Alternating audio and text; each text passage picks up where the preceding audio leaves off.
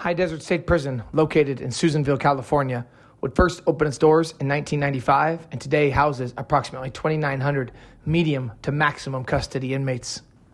Just a couple days ago, on June 10th, 2025, at approximately 6:41 p.m., incarcerated person Bryan S. Cook would allegedly begin attacking another incarcerated person by the name of Joseph W. Reagan in the day room.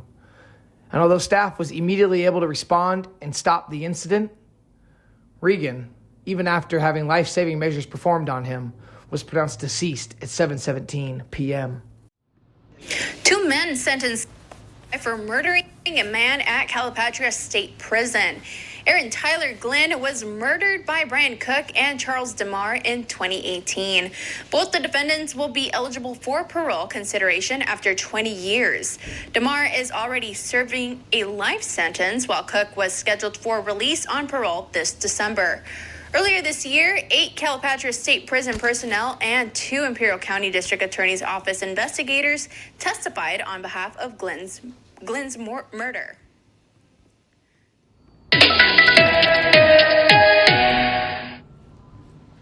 We begin tonight with new information about a grisly murder in Stockton, in which the victim was found dismembered in Tuolumne County. Police have now released the name of the victim and arrested a second suspect. KCRA 3's Tom Duhane has been following the story, and he has the very latest on the investigation.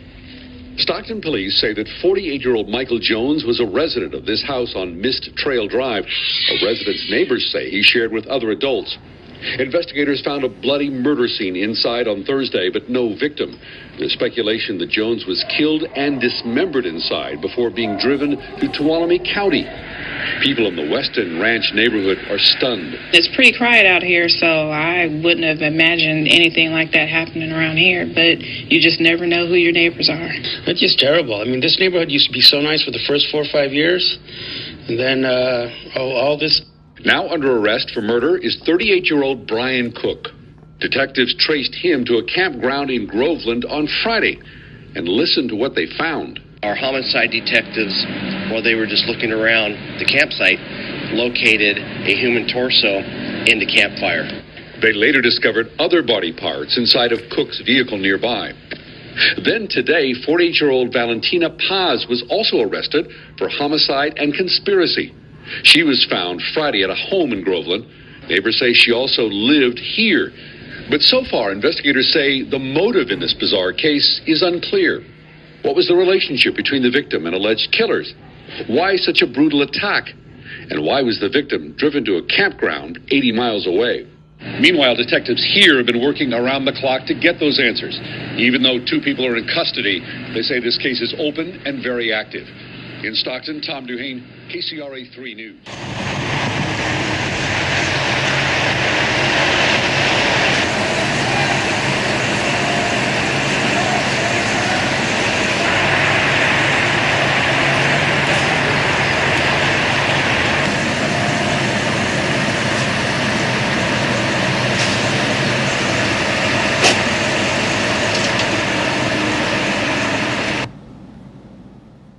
What's going on, you guys? Welcome back. Another episode of Green Lit Gang TV. Much love, much appreciation. Thank you guys so much for checking out the channel today. It means a lot that you are here. Really quick, before we jump into the video, let's do the intros. If you are new to the channel, welcome. Thank you for taking the time to watch the video. I really do appreciate it.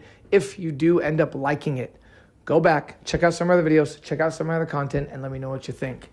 And if you're a returning member, a viewer, someone who's at least checked out a handful of videos, then thank you. I am truly humbled. You already know how much it means to me that you would continue to support the channel. We just hit 19,000 subscribers a couple days ago.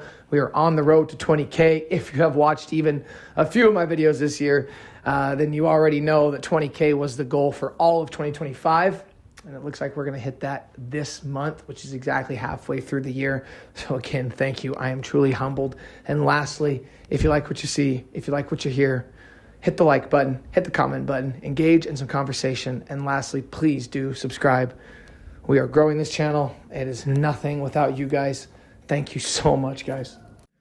All right, guys, so today's story, a murder that took place at High Desert State Prison just a couple days ago on June 10th, 2025. 2 white inmates, Bryan S. Cook and Joseph Reagan. Very vicious murder. Bryan S. Cook, a career criminal, someone who already has a body that he's responsible for behind bars. We're going to get into his background. Fascinating. He's got ties to skinhead organizations, white supremacist organizations.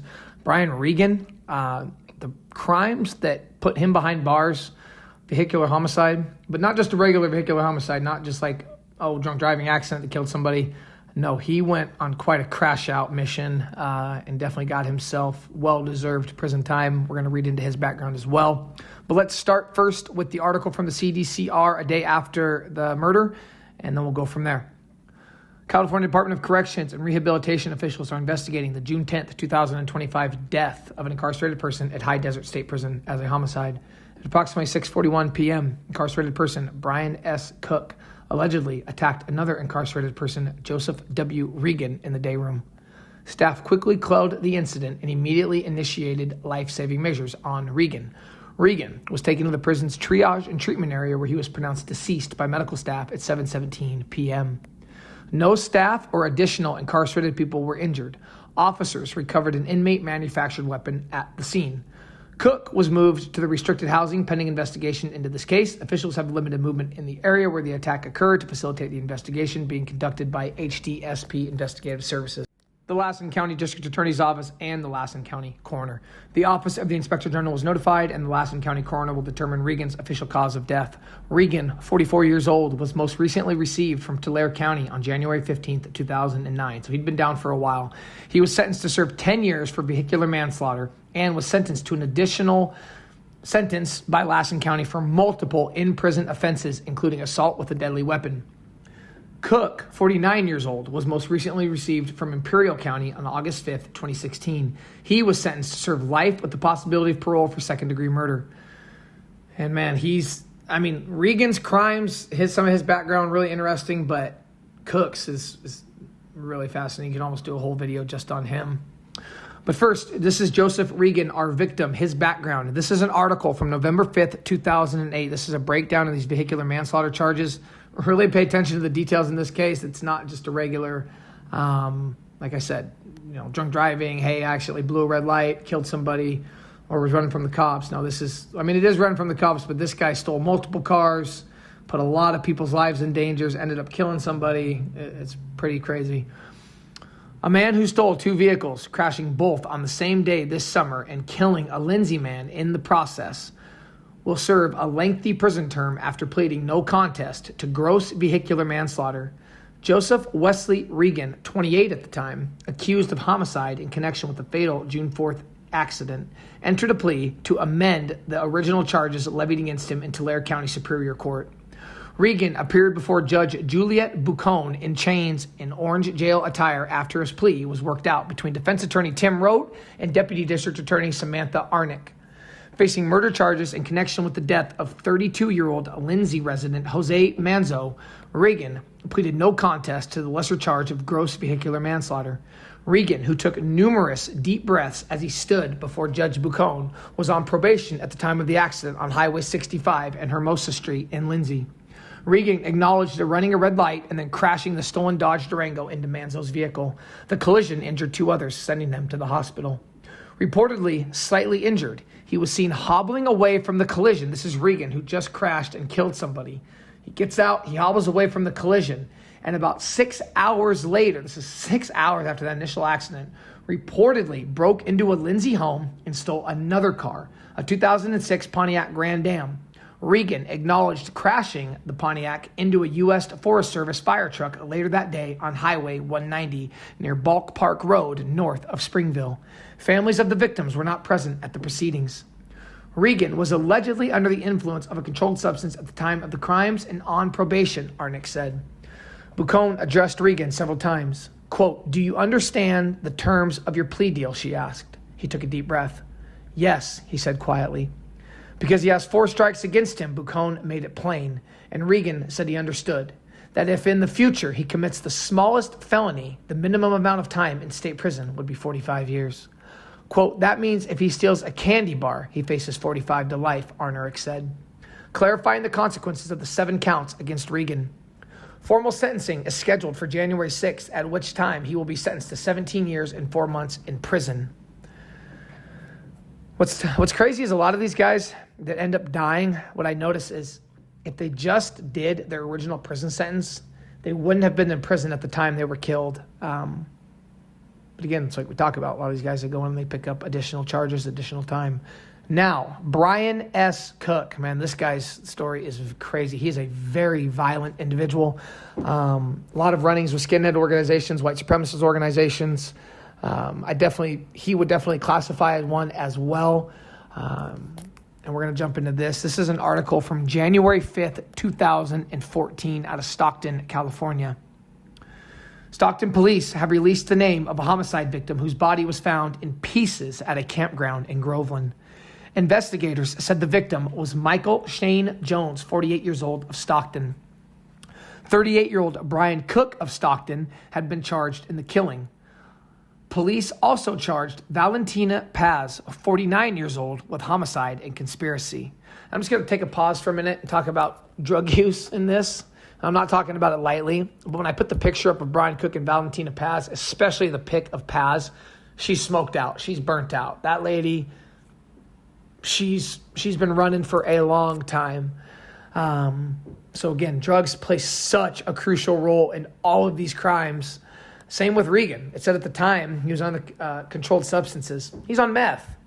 I mean, if I had to take a guess, he's on meth. Can I say that for 100% fact? No. But again, if I had to take a guess, if you said, hey, place a bet of what substance are all of these individuals under, methamphetamine. Absolutely methamphetamine. Okay, reading further. Neighbors told KCRA 3 News that both Cook and Paz lived at 4503 Trail Mist Drive. That is where detectives said they found a bloody murder scene, but no corpse on Thursday.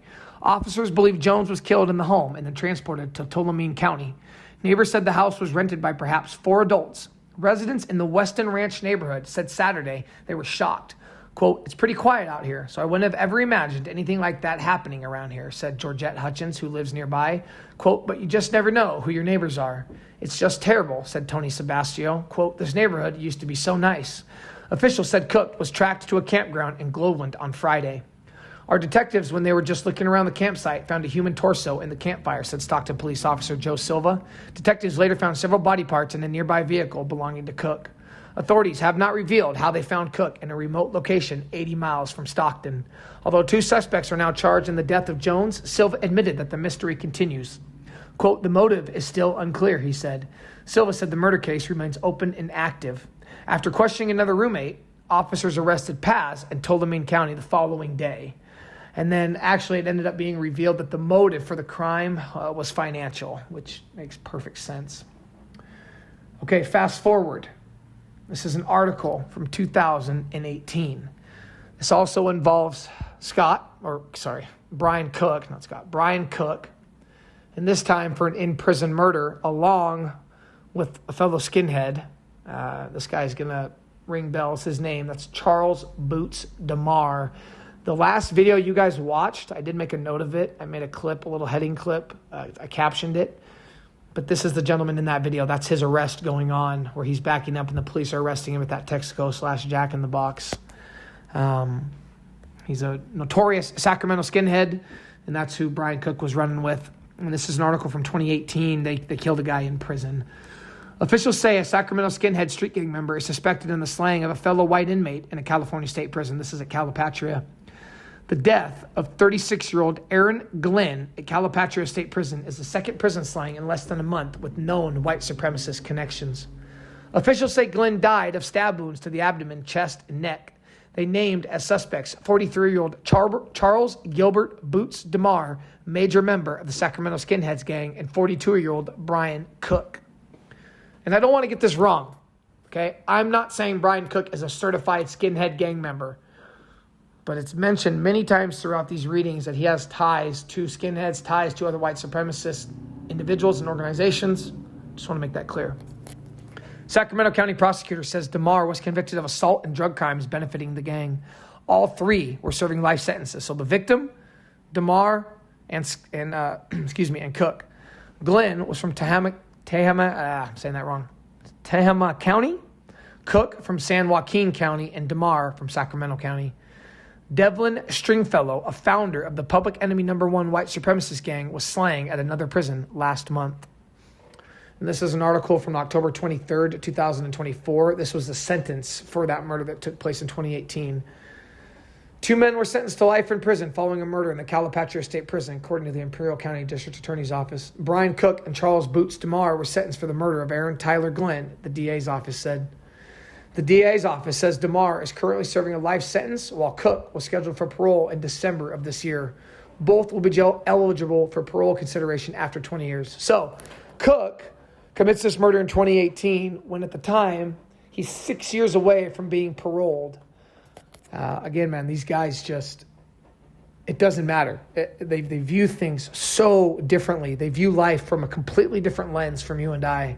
It does not matter. The parole date in 5-6 years does not matter. The release date in a year, it does not matter.